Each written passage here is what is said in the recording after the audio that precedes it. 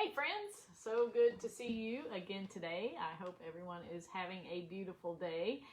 Um, so I thought of something today that amused me, and sometimes I just amuse myself. So I thought, why not share it with you guys, right?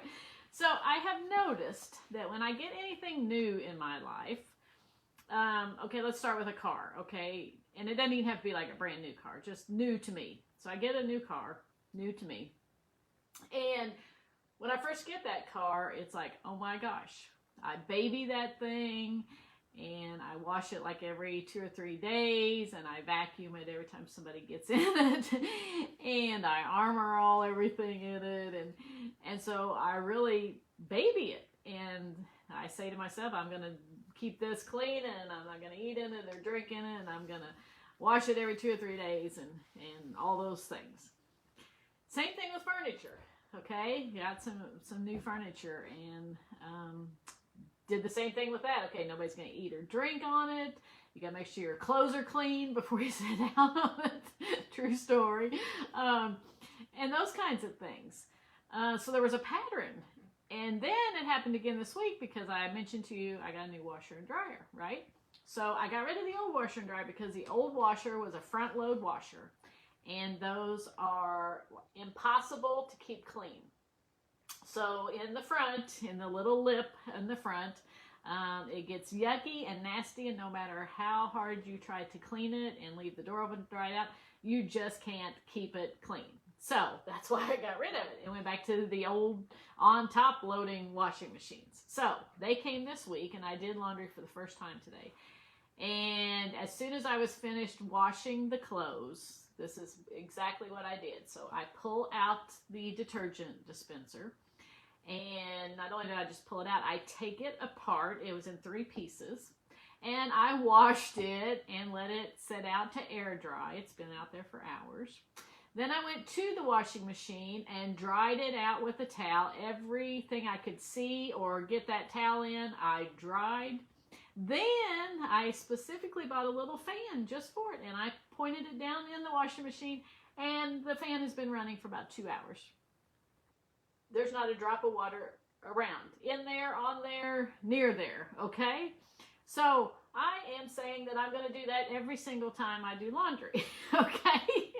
But chances are it will be like the car, that after a few months, I stopped washing it every couple of days, and I stopped vacuuming it every time somebody got in it, and I stopped armor alling it, and basically it's just, you do it whenever. Same thing with the furniture. Yeah, that lasted about a month, and now, of course, you eat on it, and of course you drink on it. There's football games to watch, and Bachelor, and everything else. You can't just not eat or drink on the couch. So that didn't last long either. So I'm thinking the washer and dryer is going to be the same way, that there's no way I'm going to go through all this trouble every time I wash a load of clothes. There's a pattern. So if there's a pattern with things like that, there's probably a pattern with other more important things, like, do we do the same thing with our jobs?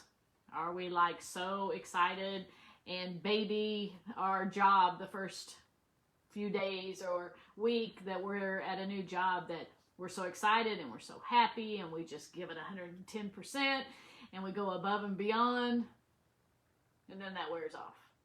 And then we've been there months, years, and not so much. Not excited, not happy. Sure don't give 110% anymore. What do we do with families and friends and relationships? New friends, oh my gosh, we're really invested in the beginning. We're so happy and we're so excited to have these new friends, and we put in 110%, but then we've had those friends now for months and years. And are we still as happy and still as excited to see them? Do we still give 110% to that friendship? Maybe you're married, maybe you have a significant other, maybe you date someone. Oh boy, the first few days and weeks of dating or being married isn't that exciting, and you're so happy and you're so joyful, and you give 149% to that relationship. But over time, are we still that excited? Are we still that joyful? Are we still giving 149% to that relationship? There might be a pattern. So I like to call it the day one scenario, the day one syndrome, And what if we could? What if we could say every day at my job is day one? And even though I've been there 25 years, I'm going to go in tomorrow like it's day one. And yeah, I've known this friend for 40 years. But the next time I talk to them, I'm going to act like it's day one. And this marriage that I've been in for 20 years, I'm going to pretend like it's day one. And so maybe if we pretend like it's day one in all of those things, we will see more joy and more happiness and more excitement come back to our jobs and our friendships and our marriages.